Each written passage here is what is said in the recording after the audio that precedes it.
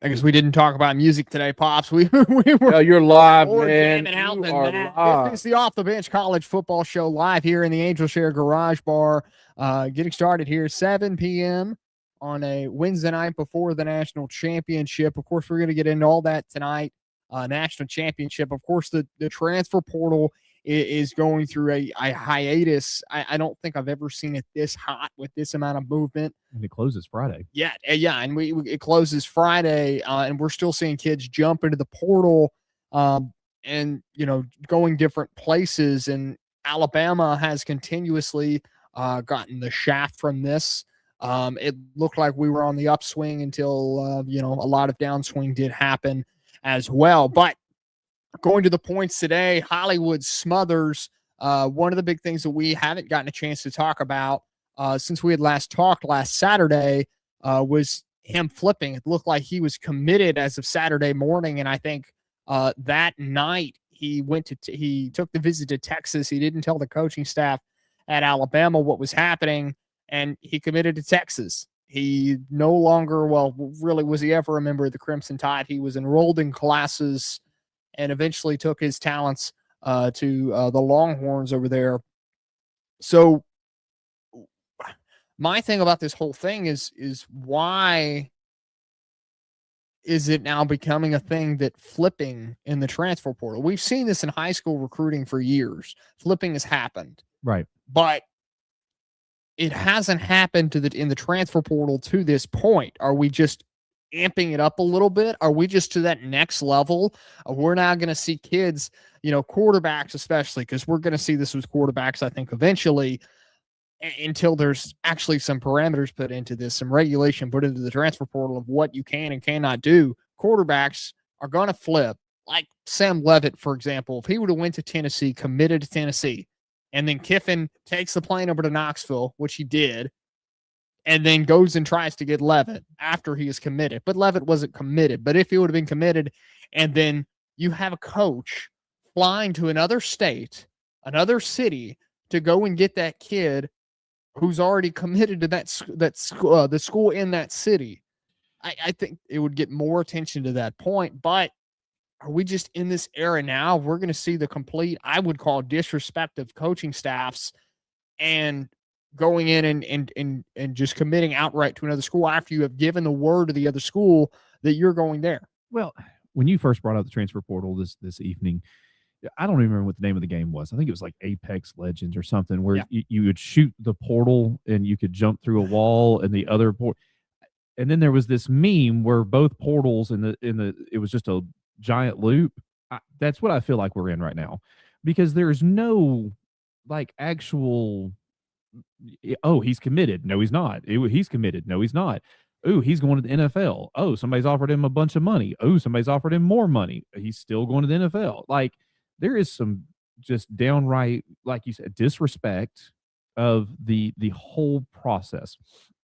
I heard another person kind of bring this up and talk about it with the transfer portal, and I'm gonna play the old man sitting across from the older man at the table for a moment here. Bobs, if I correct me if I'm wrong. Yep. You were in the military, correct? Yep. Marine Corps Semper Fi, hoorah. And how did you get into the Marine Corps? I had a crazy wild hair in my junior year of high school, and a recruiter said, "Hey, man, you want to become the few, the proud, the Marines?" And you said yes. And I said, "Sign me up." You said sign me up, and you actually signed paperwork, right? Yeah. So you signed paperwork. Kind of see where I'm going with this, right? Yeah, but if you defect from that, you get arrested. Oh,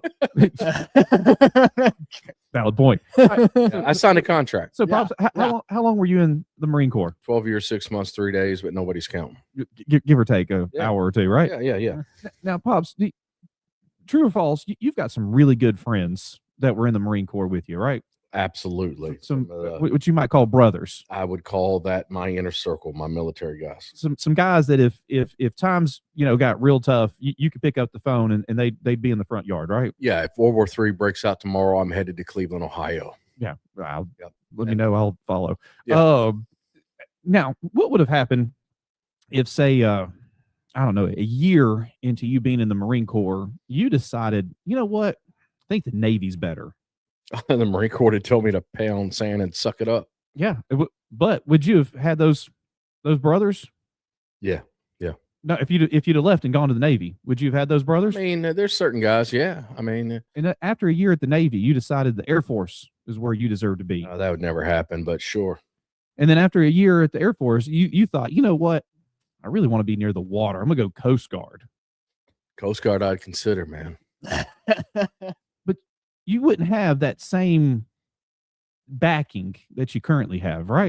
No. I mean, you develop your camaraderie. You develop a brotherhood. All of those things that you would expect. I mean, you can sit in an Angel Share garage bar right now and see all my Marine Corps paraphernalia. You know, it's my Marines are my brothers for life. Do y'all know what the average lifespan of a 7th round player in the NFL is? 2 years. Not for long, unless you're, the great, 6th round draft pick out of Michigan, Tom Brady. Yeah. 7th round draft pick. The average length in the NFL is 1 snap. Okay. Yeah. So we really went real quickly into the show here. My name is Kelsey Uppine. I'm the host of the Off the Bench College Football. Of course, co-host Richie Jones sitting over here to my left. Across the camera over here is Pops as well. Really the main point I wanted to bring into this, and this is kind of how I've adjusted my feelings toward the NIL, which will directly affect the transfer portal into the future. And I've been going back and forth with people on social media, namely TikTok, about this issue. And there's a video that we had posted where we had talked about the future of Alabama with Kalen DeBoer and how he's never going to be Nick Saban. And the response I was getting that from, because we did talk about regulation within the NIL sphere of the world there within the video, and the responses I was getting was, oh, well, Indiana has it figured out. It's regulated there. Texas Tech has it figured out. It's regulated there. I don't think the world knows what regulation is. I don't know what do you guys know what smoking. Do you guys know what regulation is? Like rules and regulations? There you go. Standards, parameters, guidelines, standard operating procedure. I mean, I can get into everything that would be tied into a regulation. My point is with this is regulation doesn't mean that they have it figured out. What that means is they're taking advantage of the rules right now that are written, and that's what you should be doing. Every school in the country, to be successful, you should be taking advantage of the rules how they're written right now. But that doesn't mean that they're regulating money. No. Any money that's given to them, say Mark Cuban giving $1 million to Indiana, that not necessarily regulated money. You could have 5 or 6 other billionaires just pouring money into the pot right there to your school, Phil Knight at Indiana, right? Well, I mean, even on top of that, you asked if they could be Nick Saban. Yeah. Indiana has done it how many seasons? 2 seasons. 2 solid seasons. I'll give them that. But how many national championships have they won in that 2 seasons? 0. They still have a game to play, right? Yes. But my point with this whole thing is instead of money going to the schools do not directly need an NIL budget. They don't need an NIL collective. It doesn't have to be that way. Right. The way the original name, image, and likeness was supposed to be put through before it was let go out of the pot without any direction. Yep. Okay. Any guideline, any word you want to use with this, the money should be going straight from the company to the player. If Dr. Pepper wants to look at Bryce Young like they did and put them on their commercials, that would be, I considered, an NIL deal. They're using his name, they're using his image, they're using his likeness. Well, they're paying him directly. Yeah. And to perform for their product and be the image of their product. That was what NIL was supposed to be. Okay. It is supposed to be where if a kid wants to make money off his name, image, and likeness, he can go do that with other companies, other corporations. If I reach out to some company or they reach out to me and say, hey, we would like to sponsor the show. Okay, they're using my name. I'm using their name, image, likeness, all that stuff back and forth. Yeah. Okay. In theory, you've got a contract and an agreement of how many times you're going to talk about that company. And yeah, that is how NIL is supposed to work. It was never, hey, Can you donate $15 million to the school so we can have money to go sign players next offseason? Well, all that is free agency. I mean, and we have said that college football is the free agency of the NFL. And I think that college football fans and college football as a whole has forgotten what NIL was supposed to be. And now they've accepted the reality that these schools are having NIL collectives to go pay players. That's what creates the argument of college football is going to end up like Major League Baseball, where they use ticket sales to reflect their cap limit. So, do you think that means that the college football price, the ticket sales in Tuscaloosa at Bryant-Denny Stadium, think they're going to go up? So you have if you want to put them to the Yay Alabama deal. So if you want to do it that way, yes. Well, I'll ask you this question. Yep. If notwithstanding the game Monday night, which has gotten way out of hand with the pricing of it, you've got the home team versus the hot team that's got I think we're up to $4,000 a ticket for the cheapest ticket in nosebleeds. I've heard $1 million for like to get into like the best seats. Like they're going for. So that game notwithstanding, when's the last time you went to a game in Tuscaloosa? Let's say Alabama, Mississippi State, Alabama, Ole Miss, Alabama, Tennessee. When was the last time you've been to one? Where did we go this year? I watched Bama get beat by Oklahoma in Tuscaloosa. Yeah. Okay. Yeah. And if you'd have gone on StubHub, how much were those tickets going for? $250, $300. How much do they sell through the university? It's like a $70 ticket, $65 ticket, lower bow. Why, as the university, am I getting screwed out of $180? Well, I mean, because the university have sold their ticket. They have, they know that there's 105,000 seats in that arena, right? In Bryant-Denny Stadium, okay? And they're meeting their standard of saying, well, that lower bow ticket in row 40, section M, okay, is a 75. They've sold it. Once whatever happens after that ticket, they've wiped their hands clean of it, and it's gone to the secondary market. Completely agree with you. I'm just saying, why should I not next year? I know Texas A&M's coming to town. Why is that ticket not $250 up front? No, the problem is if you do that, Richie, man, all of a sudden that intro ticket that's $250 on a secondary, that becomes $5.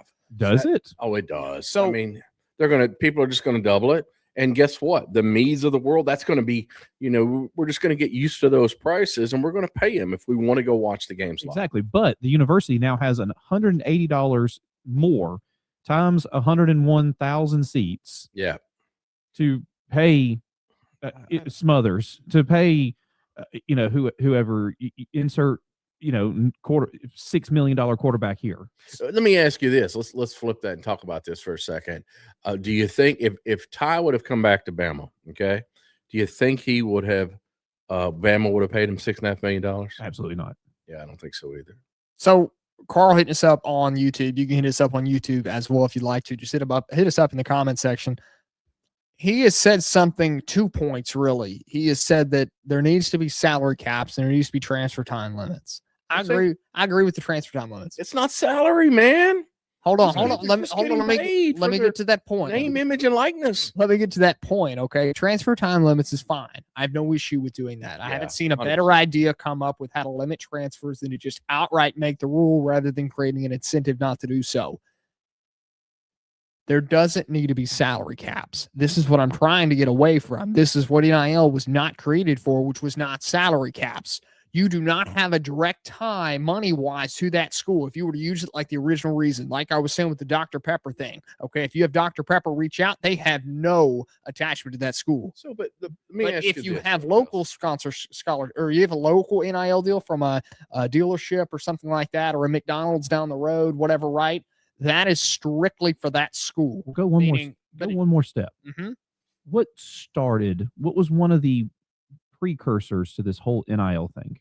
There was an actual story that came out of Nebraska that actually started this ball rolling. I don't remember this. A volleyball player at Nebraska used the water at the facility to wash her car. And it was considered an inappropriate use of and they basically claimed that she was taking money from the university because they used their water to wash her car, and she was like had to fight to not be suspended. That was part of also that these kids, like I was a student at the University of Alabama. I had the ability that if I wanted to go flip burgers at McDonald's on Thursday night because I didn't have classes and get a couple bucks, I could. These football players, these basketball players, these gymnastics, these volleyball players, they don't have the ability and the time to go get a regular job. Now, yes, people could argue that some of them, could because how short their seasons are or whatever. Yeah. But the whole point is, when it really comes down to it with college sports, college football is number 1, basketball is number 2, baseball is 3, and then everything else is 72nd. Yeah. So, just honest, that's how we feel about it. So when it comes down to it, Bryce Young, Ty Simpson could not go and flip burgers at the local McDonald's because of all the rules and regulations that allegedly the NCAA had the power to put in. I was just sitting there thinking, man, could you imagine walking to McDonald's right there in Tuscaloosa and, Ryan Williams is back there flipping burgers. Right there on McFarland. Taking your order. Yo, Ryan, man, I'll take a cheeseburger and 10-piece nugget. That's the complete opposite of the bag man, wasn't it? Wasn't there the bag man was walking around with McDonald bags handing out money to players and stuff? Yeah, exactly. Now it's the opposite. He's actually working at the McDonald's. My point with this whole thing is this was never supposed to be directly tied with the school. It was where the player could go out and actually, get a sponsorship from somebody, okay, and do things like that. And I get it, these lower level schools, the opportunity could be taken away. But right now, what is their NIL opportunity at these at William and Mary for, I don't even know if they have a football team, William and Mary, but if they did have a football team and they have these 1-star athletes, might not even been ranked in high school, 2-star athletes, they won't have that opportunity to get that funding. Let's talk about fairness, though, right? Let's say somebody pays Ryan Williams directly versus going through the school. I mean, straight up just pays him. Okay. Original $1 million money bag situation. Yeah. Okay. So what you create is animosity with team members in the scenario that you're talking about, because all of a sudden you've got those offensive linemen that says, whoa, that dude would never be catching the ball if it wasn't for me blocking up front. Right. And those offensive linemen aren't being part of a collective where they get an equal share or whatever it might be. I remember this argument. So, I mean, I think that's why you wouldn't pay the player directly. Also, I'll make this point. You're 19 years old, or in Ryan Williams' case, 17 years old last year, right? All of a sudden, he's got millions of dollars being thrown at him. Yeah. Right?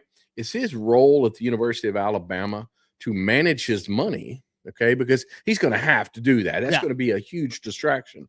Or is his role there to go play football? No, I understand. Or is his role to go to class and get a degree? Student-athlete arguments lost a long time ago. Yeah, absolutely. Yeah. Right? But my point is that's why the school has taken that role. That's why you've got a Courtney Morgan at the University of Alabama. That's why you've got these managers that are managing. Their whole role is to manage NIL collective and manage these players' money. Pay taxes. But has this been the best route so far? We're treating this like college football free agency, and that's what it's turned into, is what the transfer portal is. Okay, with so money directly tied to the schools, I get there's pros and advantages to it. Okay, but we're looking at a massive negative. Okay, if we keep sitting here and just looking at it with nobody doing anything about it, nothing's going to change. We're going to be sitting here in 10 years discussing the same issue we're doing now, and everybody's going to forget about the issue of originally the purpose of what NIL was for. And I get the animosity between players and towards players, okay?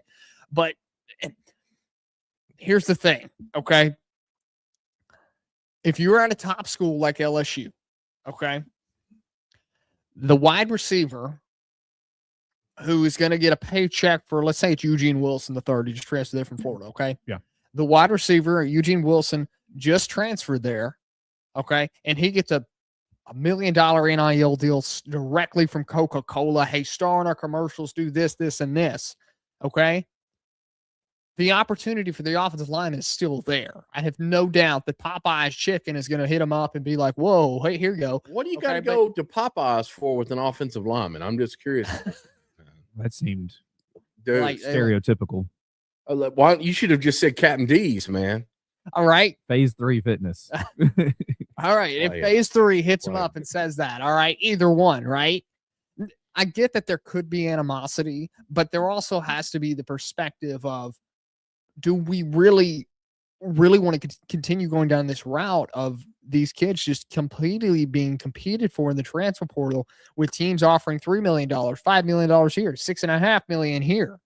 I think there's got to be a cap. Okay, you cannot allow a team like LSU. So you're for more of a just to continue raising that bar. Miami offering Ty Simpson $6.5 million. So you're for a complete cap in college football. You want a cap. You got to have a cap. Okay. Would you rather have a cap, or would you rather this be directed away from school?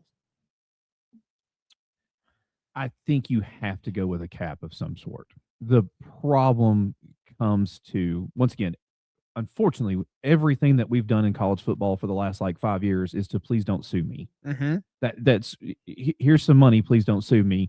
Here, look over here, please don't sue me. Yes, you can have another year, please don't sue me. That's ultimately what everything's been for the last few years. So now it's the NCAA trying to gain traction now back with the Trinidad Chambliss ruling, and that's going to turn into a lawsuit. So yeah. I mean, they'll fight it, yeah. But he's going to go off to the NFL, and he's probably going to be the third or fourth quarterback picked, give or take. I think you ultimately have to have some sort of cap. The reason for that is this: the whole purpose of college football is you're supposed to go to college. You're supposed to get a degree and be able to live the rest of your life. That's the reason I brought up the fact that the 7th round draft pick in the NFL plays one snap. These kids are going to need a job at some point in time. That's why I talked about Pops, whether he stayed in the Marines or jumped ship, figuratively and literally in that case, is because he can call if he needed a job tomorrow. He's got brothers that he could pick up the phone and call and go, "Hey guys, I need a job." Where Ty Simpson, these kids that have sat at Alabama for 3-4 years, they've got friends that are now brothers, that are now family. That I've got you. Come on.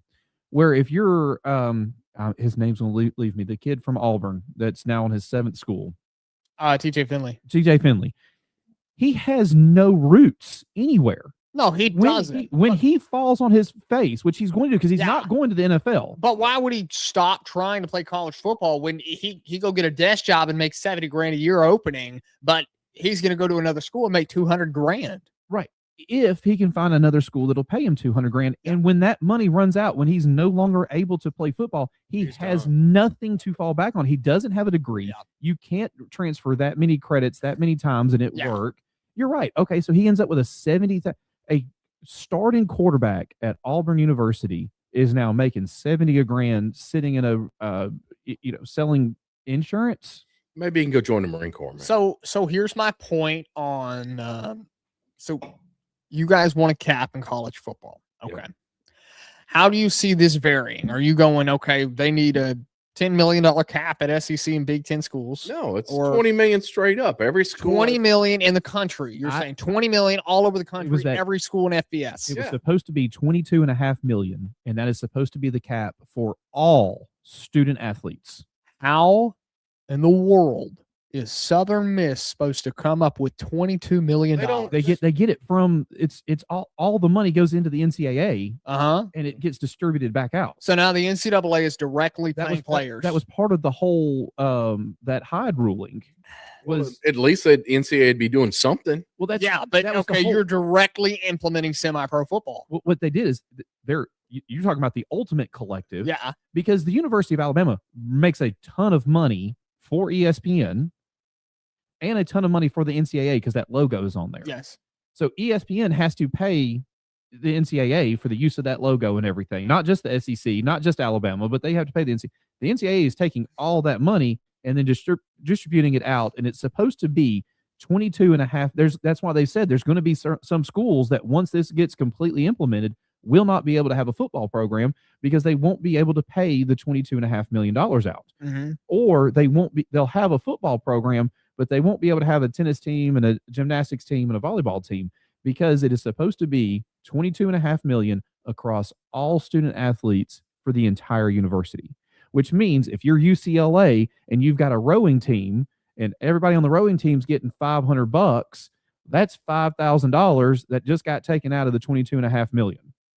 Now, if you're somebody like Kentucky, you could say, hey, you know what? Our football program's not great. We still get a bunch of money for having a football program with that patch on our chest that says SEC. we're going to put most of that $22.5 million on the basketball court. Alabama's going to say, LSU is going to say, Mississippi State, Ole Miss is going to say, we're going to put the vast majority of that $22.5 million on the football field. And so ultimately, that is where I think you've got to come up with that cap from. They also, do you know what the biggest money-making thing that the NCAA does? It's 3 weekends in March. It's college basketball. It's the NCAA. It's not even college basketball. It's the NCAA March Madness basketball tournament. Yeah. That is it. That is where they make the vast majority of their money. So all of that coming back to, you started this whole thing with the NIL was supposed to be about selling your name, image, and likeness. And it's supposed to be directly from a company to a player. Yeah. I don't know. I didn't send this to you because I have not verified it as much as I probably should have. I've seen it twice, and I'm going with it. Popular streamer, Ninja. Yeah. You may remember him. Huge in Fortnite back in the day and everything. Is planning an Arc Raider live stream with Alabama wide receiver Ryan Williams. Sources say the funds raised during the stream will go directly to the University of Alabama NIL fund. That is huge, because if you start getting these big time YouTube and Twitch streamers bringing on a Ryan Williams, a Ty Simpson to play some of these video games with them, then not only is it, are you connected to Ninja or Tim the Tap Man or some of these other big name guys, you're now connected to that game as well. Again, find me a good system that this will work with, because I am not in favor of it anyway. I've kind of flipped my script on the NIL funds and the NIL. Not that we shouldn't pay players. 100% we should pay players, okay? The school shouldn't be involved in it, though. And I get the whole point of they need to distribute it. Make sure, don't put it on these players to actually, figure out what to do with this $3 to $5 million they're getting offered, and going through that process. But I just don't see a process out there that's been presented that works right now. But I just know that I remember that the original the original solution to this, before it was rolled out without any guidelines, was to get these players played. And it turned out to, let's get these players played no matter what. They need to get paid right this second. Well, what about, okay, I'll throw one out there for you. Yeah. Get your just honest, off the cuff opinion. The University of Alabama football team has 85 scholarship players, give or take. So the university is supposed to have, by what the rule was supposed to be, $22.5 million. Mm-hmm. Let's just say, just for easy math, they're going to spend $8.5 million of that on the football team, since there's 85 scholarship players. They're going to split the rest in basketball and all the other stuff. How would you feel if we just said, all right, everybody that's a football player gets $200,000 and no more? That's it.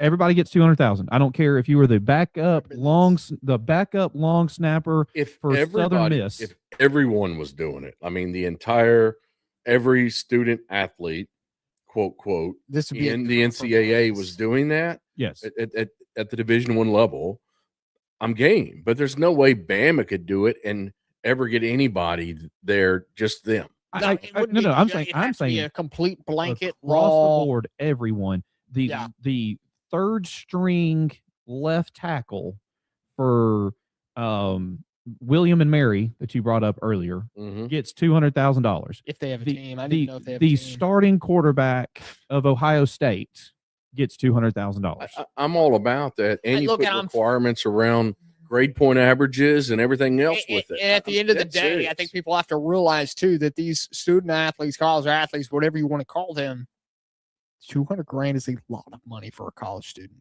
to be making a year. It's a lot of money. That's a lot of money for a college student. That's $800,000 if you play all 4 seasons. That's almost $1 million. I have no issue with that. Or how about this? You put the $200,000 into a damn 401 or some sort of aggressive fund, and you say, you know what? You stay here for 4 years, we'll give you $200K on top of that, but that original money stays in that fund, and then when you graduate, you get the extra $200,000. Here's a meal. Here's your diploma. Here's a meal.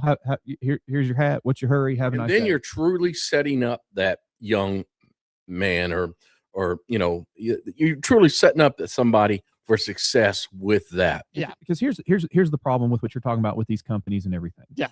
At some point in time, a little background, and I'll try not to go too long. Mr. Beast has had one of the most successful YouTube channels on the planet. Yeah. Right? He gets millions of views. The Super Bowl is the most watched program on the planet. Why can Mr. Beast not get people like Coca-Cola or Ford to advertise on his YouTube videos? I mean, they likely could, but it's all about representation. Do those two brands that you're talking about, or with Mr. Beast and the other brands, do they collide? Do they mix? Do their mergers happen right there? And obviously somewhere Ford, I'm sure, there's brands that, yes, his viewers and those brands collide at a certain level. But is there enough interest from Mr. Beast to say they are a perfect match for each other? If you listen to some of his interviews, do you know why he's created other companies? Mm-hmm. Is so that he could get big companies to advertise. He could not get people like Ford and Coca-Cola to advertise because they could not figure out how this kid is getting millions of views. Yeah. So at some point in time, you said Dr. Pepper, sponsors, I'll just use Ty Simpson. Yeah. At some point in time, one of these big companies is going to put a bunch of money around a player who's either going to get severely injured in game 2, or he's going to be doing 103 miles an hour down the Las Vegas Boulevard and get arrested. And all they're going to talk about is Dr. Pepper sponsored Ty Simpson gets arrested for, drunk driving or reckless driving. And so these big time companies don't want to. Kool-Aid McKinstry. Why was Kool-Aid not throwing a mill at this kid? His name is Kool-Aid. Like, it's a perfect, what I'm saying. Kool-Aid never had any issues. I mean, right. But why are these companies not doing that? Because the problem is that you're putting all of a big chunk into one basket and hoping that Coca-Cola knows 1 billion people are going to watch the Super Bowl. It doesn't matter how many YouTube videos Mr. Beast puts out that gets 1 million views. So how do you justify Bryce Young being paid by Dr. Pepper to appear in the commercials back in the day when he was still playing in Alabama? Because he came back for another season. He had shown his ability and his talent, and he came back for another season. When you're jumping ship like you are with the transfer portal, you're not showing a lot of loyalty. And why would I, as a brand, want to sponsor somebody that's not showing a lot of loyalty? Yeah. On top of that, at some point in time, take Auburn. The biggest money man out of Auburn is the Yellowwood guy. Well, the Apple guys, but the Yellowwood guy. At some point in time, he's going to run out of money that he wants to throw at a program that's 6-5 or 7-4. He's going to take his ball and go home at some point. Lynn, hit us up on YouTube again. Excuse me, Carl. Carl is Lynn. Lynn is Carl. Same person there. Can't do the salary because of Title IX. I think that's true. I can't remember the exact, what is written in Title IX off the top of my head, but I think there is an issue with that. If everyone's getting it. So even the volleyball I still player, think there's an issue with that. Even the volleyball player is getting it. I think it's okay that it's straight across the board. I think the whole point with Title IX is they all had to have the ability. But that's also part of the collective bargaining. That's also part of the antitrust. If the Congress would get off of their rear ends and say, hey, we're going to give you an antitrust exemption, then college football could actually put any rule they wanted to in place. And if you don't want to play by the rules, have a nice day. The NFL has a salary cap as how much they can pay. They have a minimum of how much they have to pay. The reason they can do that is because they have an antitrust exempt. And if you don't want to play by their rules, you don't play for the NFL. Good luck. Have a nice day. Canada's just up north. Oh, we have spent so much time on this topic. I mean, we're 34 minutes into the show by now. And we're trying to figure out what to do with NIL. I don't think anything changes until you actually find a governing board that can actually govern within the NCAA. I mean, we've talked about a commissioner. It doesn't seem like it's happening. Maybe we will have one in the next couple of years. Maybe we will not, but I'm still waiting to see what happens. I think the governing board right now in college football is actually the CFP just saying, hey, you can't do this in the playoff. And it just echoes back to the rest of the season because you have to have that in place for the playoff. So, and I'm not even sure that they have that much power. I think there's some rules that are put in by the NCAA that we are still willing to, operate by. Like, Yeah. the speed limit is only the speed limit if a cop's there to write you a ticket for doing it. Yeah. And so we're still willing to play by some of the rules, and that's kind of where we're at. Yeah, that's true. And we're going to 16. Yes, I did see that. 16 looks like it is inevitably happening. I'm just glad we're not going to 24. I think 24 would be it's way too much. many. Well, I saw Big Ten's trying to push this so hard, but I thought it was 22 that they were pushing, which was even weirder. 24. At least 16, at least 24 makes some sort of sense, the math, but there was some weird like 22 that I saw that was like, there's this number of teams get a bye, and then there's play-in games, and it's like, just stop. Just make it 16. Get rid of the conference championship games, and let's move on with football. We talked about the playoff before. If you want to hear our take on the playoff, you can go look at our video log on YouTube at Off the Bench CFB Show. Although you're already here, we're not on radio today. Go look at our log there, and you'll see all of our opinions on the college football playoff. So real quickly, guys, before we jump into other topics, go hit up Branded Bills. Yeah, nice hats. Affiliate partner of the show. Pops just got his hat today. He loves it. Look at that. It's a beautiful hat. Great fit. He's got a big head. Oh man. And he was saying he tried my hat on to see before if he would actually fit in his head. And it did. So you know what they say about guys with big heads? We're not going into that conversation right now. They need big hats and gloves. Okay, big hands. That's what we'll go with. But I got mine over Christmas. I couldn't be more happy about it. It's been a great hat. It's been my daily hat now for the last couple of weeks, and I'm a big hat guy. Not that I am big hat, but I'm a big hat guy. Not like big pasta, but like big hat guy over here. Yeah. So yeah, go hit up Branded Bills. The link is in the description of the video. Go check them out. You couldn't be more happy with the hats. I've been happy with my hat. Pops is great on his hat. Richie, I know you're still in the process of Richie's got too pretty a hair to wear a hat. Yeah, I'm not much. I mean, I'll wear one every now and then, but the hair looks good. Okay, Richie too worried about his hair. All right. So something little other news that got released today. The coaches in FBS have unanimously voted on a new redshirt rule. You can now play 9 games, and I don't know if this is officially in yet, but you can now play 9 games and still take a red shirt year. Man, you're going to have 27-year-old players. You're going to there's going to be a guy on the sidelines that says, "Hey, Tom can play today," or "Jimmy can play today." Oh no, he can't play today, man. He's already hit a 7-game limit. Come on, give me a break. All that does is next thing you know, we've got lots of Vanderbilts, Missouris, all these teams that are built around these guys that have been at the program for 7 years. But look what it did to TV ratings. Look what it did to TV numbers. How many more teams have watched Vanderbilt this year? How many more teams watch Indiana? Let me ask you this. Carson Beck with Miami. Let's talk about cause and effect right here. Let's say stipulations could get put around NIL. Yeah. Okay. Let's say it is $200K. I don't. It's not going to be $200K. Yes. But the cause and effect of that, does that impact how long do we see those guys sticking around for 7 years because they know they're going to get this massive NIL check? Are they going to go away because they're the cause and effect? You take the NIL away, people don't stick around. Well, the $200K is still more than the 70 you're going to make selling insurance, and they're not going to the NFL. So TJ Finley won't. He wants to quote. He wants to prove that he can still play at the next level, but that everybody's seeing through it. The truth and reality is he'll make more money playing college football at forget where he just transferred to. No, it was small Ward, Incarnate Ward. Yeah, he's now playing at Incarnate Ward. Who? TJ Finley. Check your bingo card for. All right, so that's on that team that can't decide whether they were an eagle or a tiger, right?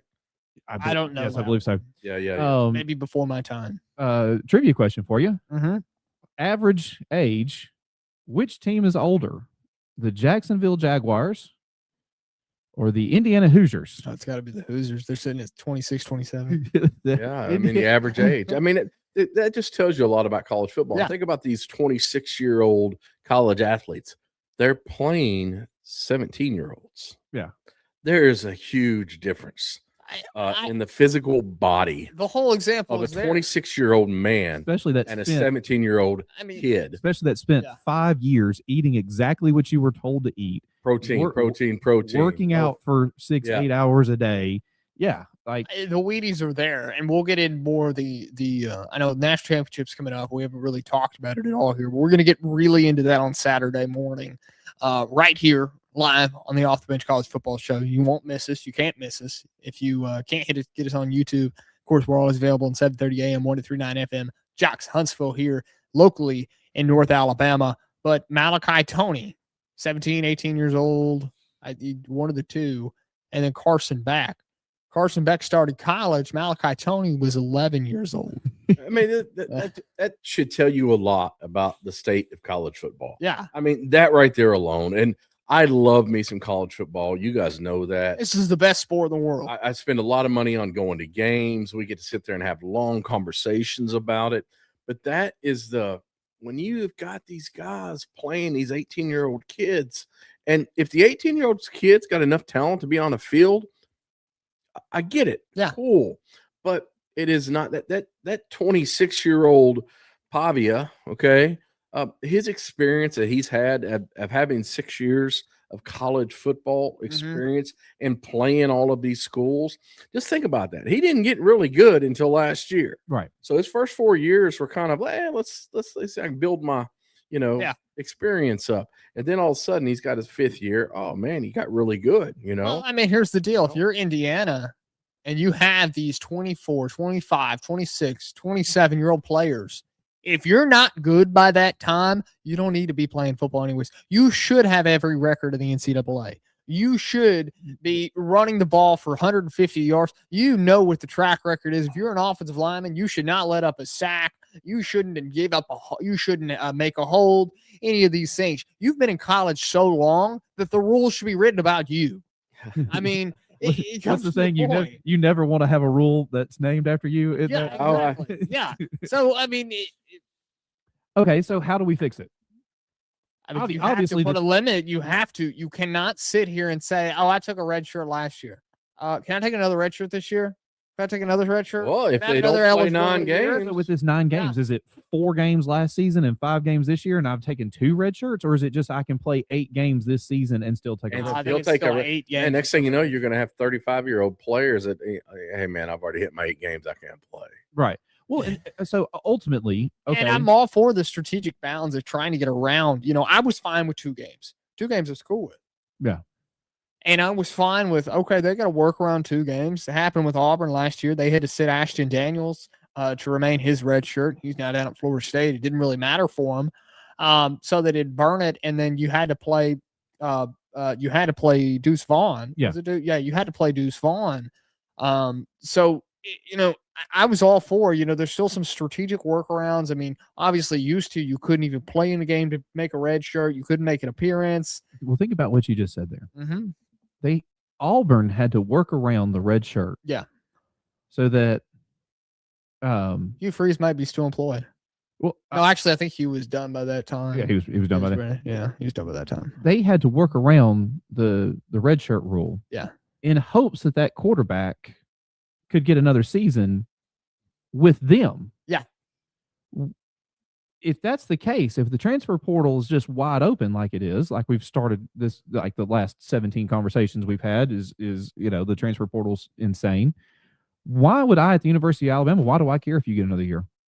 Because that another year might be you transferring to Georgia and beating me in the SEC championship game. No, you won't. I mean, your hope is that he's going to stick around, but it's always a hope. You never really know. Ty Simpsons are few and far between. I'm referencing the Ty Simpson quote that he had said this. He put his hands in the concrete at Denny Chimes over there. Yeah. Okay. And that's why he didn't accept any deals from Miami, Oregon, Tennessee. That's why he didn't go anywhere. Okay. He was a captain on the team. There was no way he was going to do that. Few and far between to find. How many other players in college football today are offered $6.5 million and don't take it? I couldn't name one. Yeah. I don't think there is another one. I don't think there is another one unless you have so much tie. Unless you have so much tie to that school. Well, I mean, I asked you earlier the question, Richie, if Ty would have decided to come back and he sit there and he pulled his name out of the NFL draft deal, would Bama match that? And you said no. Absolutely not. Okay, but what is that saying to that guy then, that captain on your football team that he put his hands in the concrete? You know, what you does that need to say? look at him Well- and say, you need to look at him and say, just like you would in the NFL, Mhm. Ty, we're trying to make a national championship run. We cannot spend $6.5 million at you on quarterback, but we do want you here to be at the school to win a national championship. Will you take 5.5? Will you take a couple million less to come back so we can pay some wide receivers and some offensive linemen to come block for you? All I care about. And then is Ty offensive Simpson linemen. accepts. Right, and Ty Simpson. Yeah. Speaking of Ty Simpson, Yeah. Another thing that came out today was how hurt was Ty. It has came out that not only did Ty have he had a bulging disc in his back from the South Carolina game. Yep.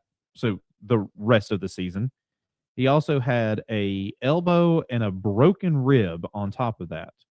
And so with and he still played all the way until maybe a quarter and a half too long against Indiana. He was beat up, tough kid.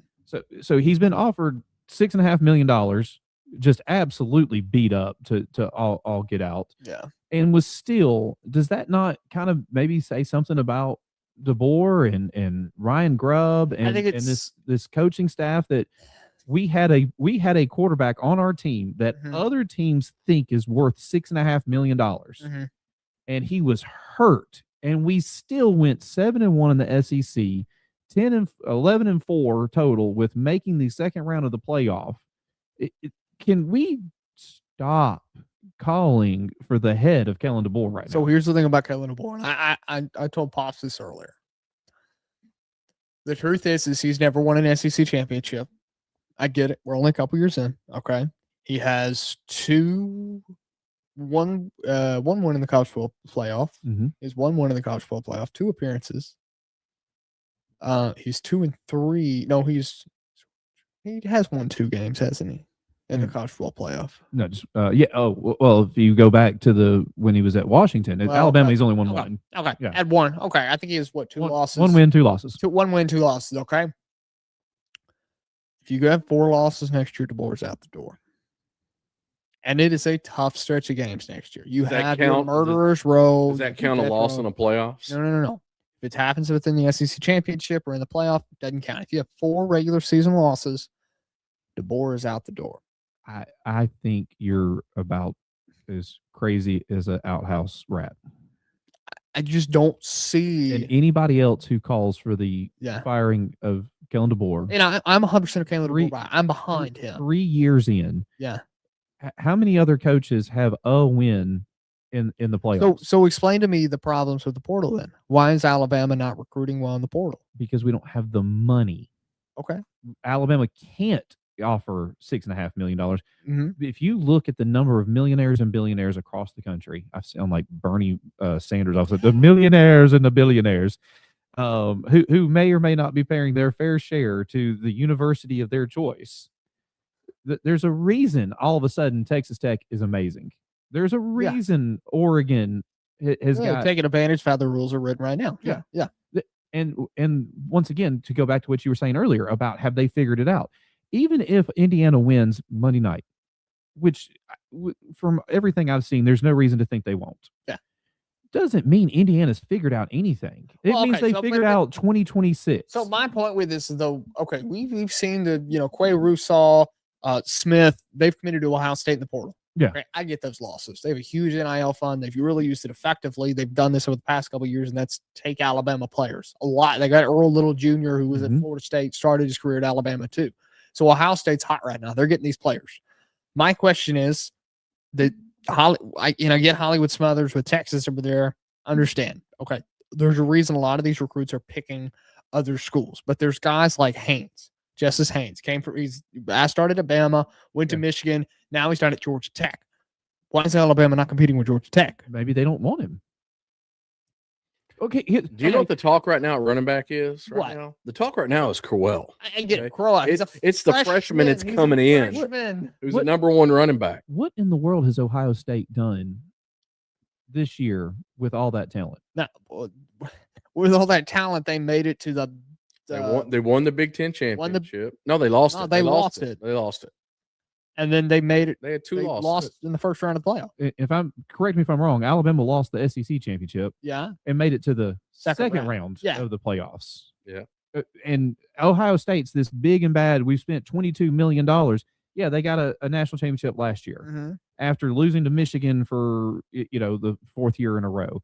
And before that, what did they do? Lost to Michigan. They didn't make it, So I don't think it's as necessarily. I think. So you think it's a pure money situation in Alabama? I think Alabama just doesn't have the funds to go out and get these players. I think it's twofold, Mhm. and I think it is very much a money issue in a money situation. And because now the talent is being spread out so far, because Indiana is throwing out $20 million, LSU, Ole Miss is throwing out $20 million. The player that would have stayed at Alabama as a 4-star and then became a 5-star underneath the tutelage of a Nick Saban or even a Kellen DeBoer is not hanging around because, I can go get an extra $500,000 if I go over here. I heard a story yesterday that some kid's mom won't talk to him because another school offered him $50,000 more than the school he was at, and his mom won't talk to him now. That's absolutely. But I'm sorry, $50,000 in the sport isn't nothing. Right, it's nothing. Here's my thing with it. Yeah, I think, and I'm going to stand on this until I am proven incorrect, and it's going to take 2 to 3 seasons for me to be proved incorrect on this. I think Indiana this year is 2019 LSU. I think they have hit lightning in a bottle. Yeah, I think they have by far the best, most important player on the field at quarterback. Yeah, but I think the teams are uncomparable. We're talking about 2 different eras in college football. We're talking about LSU roster that was maybe the best roster of all time in college football. I don't know if we could sit here and compare Indiana to that. Well, here's my comparison. Yeah, is that LSU did that. Yeah. In 2019, the greatest roster ever, one of the greatest quarterbacks, one of the greatest seasons ever. Receiving core. Hey, you know what part of that lightning in the bottle was? The lightning in the bottle was struck when you just happened to fall on an interim head coach that completely connected with the state of India or state of Louisiana, the fans in Louisiana. The money was there. The elevation was just correct. Everything fell in place for Ed Orgeron. He can very much just equivalent to these players and look at them and see eye to eye. These players loved him. And my point's going to go to this about this whole thing, because Cignetti, they did the same thing in Indiana. He completely connected with the players. He connected with the fan base. Really? Yes. And what happened 2020 LSU? Well, they fell apart. And what happened 21 LSU? I get that.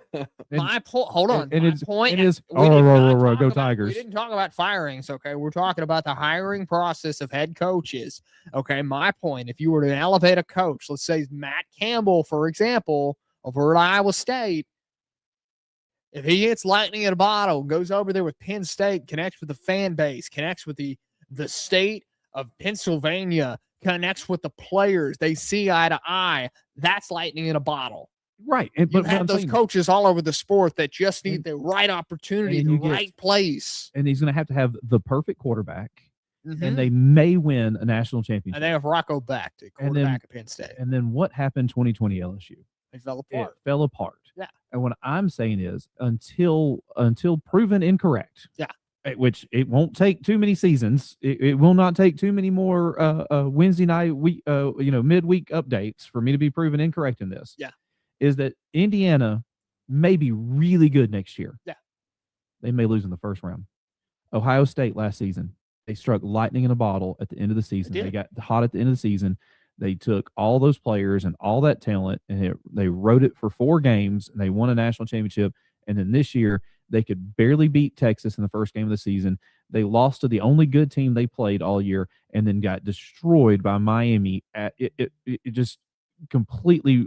And what I'm saying is, I don't think Indiana is now the standard of college football. I think the standard of college football is Alabama 1-1 and then fell off. Michigan 1-1 and then completely fell off. Ohio State 1-1 and they're now on the downswing. Indiana's probably going to win Monday night and hoist up a trophy. And then I think once Mendoza heads off to put a hat on and start playing on Sundays, I think Indiana's going to fall off. And then next season, it might be Oregon. It might be LSU back now with a new coach and a new staff. It may be some random North Carolina State that just decides to, which would be hilarious, to throw a bunch of money and bring it in. But you've got those teams like Georgia, like Alabama, like LSU, like Ohio State, like Michigan, who are consistently going to be good no matter what. Now, they may not win it every year, but they're going to be consistently good. So, two things before we end off the show here, okay? I'm going to hit on an Indiana conspiracy here in just a second. I don't know if you guys have heard the Indiana conspiracy, but this is very much entertaining, and I think this could make or break the end of the season, as we could see this happen. Other thing, I saw this push by Mississippi State fans thinking that this could be the opportunity they should use. So what would you say if you're a Mississippi State fan? What if they just withheld their NIL fund for 3 years? Withheld the NIL fund. Okay, recruited high school athletes, didn't use your NIL money, and just saved it every 4 years. For 1 year? All for 1 year. And go absolutely ridiculous in the portal. That's okay. One, who's going to actually go and play when I could go sit? I could be a backup at Alabama and get something. So if you're saying no, they don't need the first 3 years. They don't care. Whatever happens on the football field happens on the football field. Yeah, but you still have to have a team. Yeah, you could fund a team without NIL through the high school rankings. You're essentially going to have a bunch of FCS players playing on your team for 3 years. And then every fourth year. That works great until you're Texas Tech and you've thrown $25 million at one season. Yeah. And you get ran out of town, the first game of the playoffs. Just remember, lightning in a bottle. Yeah. It only takes. It only takes one. 1 year. Right. It takes 1 year. Lightning in a bottle was performed at Mississippi State once upon a time with Dak Prescott at quarterback. I was there the first time he played. It was amazing. They called him Dakota. It was great. The announcers literally said Dakota Prescott in at quarterback. Like everybody, I was in the student section at Mississippi State. Everybody looked around. I was like, "Who's Dakota?" And are we ever going to talk about college football? College basketball? College basketball? Guys, I'm obviously distracted watching this game right now. The tie ball game. Yeah, Kentucky was down by like 20 in the first half and has come back. Sorry. I know, Kelsey, I know you got to. But to answer your question, I guarantee you, if you went to Starkville tomorrow and you put up a poll outside their student rec center. Hey, do you want to be good in 2028? But you're going to go 0-12 for the next 3 years. You might as well sit at the beach for the next 3 years and not watch your team. But year 4, you're gonna you're guaranteed to make the playoffs. Yeah.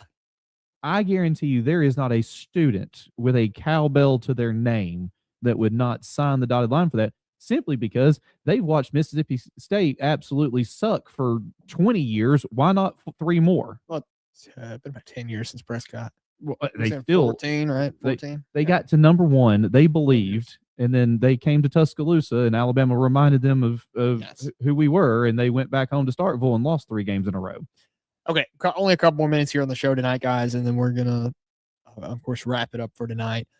So the Indiana conspiracy, and this is not proven anywhere. There has been no evidence linked to this, and they have not looked into this whatsoever. The possibility is there. They just took a basket off the court, off the shot clock. There was 0.1 left, and it was clearly out of his hand, and the officials took the ball. SEC officiating. Basket away. So not only has Indiana been hacking into the VEO Pixa Elliott software to watch practice film of other teams, but they have infiltrated most cloud-based systems which teams keep their game plans on. This includes opening scripts. They know sign of every variation the coaches on opposing teams plan for. I mean, if that was true, they'd be able to intercept the first pass of a college football. Wait, that happened. They jump in, like very first play. Yeah, I remember that. Yeah. Return it back for a pick 6. I mean, I mean, And this sounds like a disgruntled Alabama fan. I mean, we'll say it right because when or, this goes or on Oregon, TikTok later, Oregon fan, or when this goes on reminds TikTok me of later, this goes as a disgruntled Alabama. Deflategate. What was that? Deflate ball. Deflategate. Yeah, I mean, it kind of reminds me of that a little bit. Stallion scandal. Well, But, this I mean, one's directly more. I would actually say the Scallion scandal rather than Deflategate. Okay, but okay, let's say you brought up Mississippi State. Yeah. Go 3 years of just 0-12. Yeah. And then you're going to be great for a year. Yeah. And hopefully you catch lightning in a bottle and maybe you get to hold up a trophy of some sort. Yeah. How much did Michigan get fined for what we then found out was sign stealing? Was it 22 million? I think they whatever was in their locker to go snatch when they got caught. They knew they were going to get caught. Yeah. They already had that money sitting around. So It didn't affect them. And last time I checked, Reggie Bush still has a Heisman, right? Yeah, he does I now. watched him. He doesn't still has. He got it returned. to Right. him. I watched him hold it up and give a speech. I saw those things. Like I saw Indiana pick off the first play of a playoff game and run it back for a touchdown. I've seen what they've done on the field. So if it comes out that they have been cheating all season and we retroactively take it away from them, there is not a Indiana fan on this planet that'll go, oh no. I mean, this is so far out of the normal and so far out of the realness for Indiana to do what they have done this year, to look back and say, we may need to look into them. I mean, it's not far-fetched, but even if they look into them without taking away anything meaningful like wins over the past year or a possible national championship, it doesn't mean crap. But then again, we still look and say, well, we saw them hoist up the national championship. What do you mean that didn't? NCAA, you're going to gaslight me that didn't happen? They never held that up? And the NCAA is going to go, oh, you think there's a problem? Let me, no, we didn't see anything. I do remember a certain Louisville basketball team that got a championship taken away. Did you see them on the court with a ladder and a pair of scissors and cut down a net? Yeah. And sometime in the beginning of April? Yeah, but I'm still saying the championship was taken away. It's not in the records. Did they come and take all the fans' T-shirts away that said national championship? Did they take away the hats that say national champion on them? Like, ultimately, none of that matters. I mean, here's the deal. I mean, there isn't any evidence to support this. Is completely speculation to this point. If it ever gets looked into, I doubt it will. If it is true, then congratulations, Indiana. You have a foolproof plan. Even if you get caught, you pay a $20 million sum and then call it a day. And you can't tell me that if this is true. Let's just assume this is completely true. Indiana has figured out, and they're the only team that has figured out how to do this. Has figured out how to do this, and then they have been able to figure out how to use it to their advantage and put the players on the field to be able to execute said plan. Just congratulations at this point. Yeah, that's all it is. There's nothing more you could do. You won. Here's the trophy. Have a nice day. Yeah, guys, thank you for tuning in tonight. Big shout out to Carl hitting us up in the comments section tonight. Same with John Little over there as well. This has been the Off the Bench College Football show, guys. Hey, don't forget, Saturday morning, 9 to 11, here locally on 7:30 a.m., 103.9 FM, Jocks, Huntsville. We will be live there in North Alabama, as well as iHeartRadio. If you can't catch us here on YouTube, if you missed any of the show, go back and check it out. It will be on YouTube here shortly. The full episode will be available if you couldn't catch us throughout the whole night. Saturday, we're going to get into more of the national championship, previewing that, what could happen in the game. And, of course, more transfer portal news as it closes on Friday. We'll be recapping a lot of what happened into the portal as well. Guys, this has been the Off the Bench College Football Show. We'll see you on Saturday.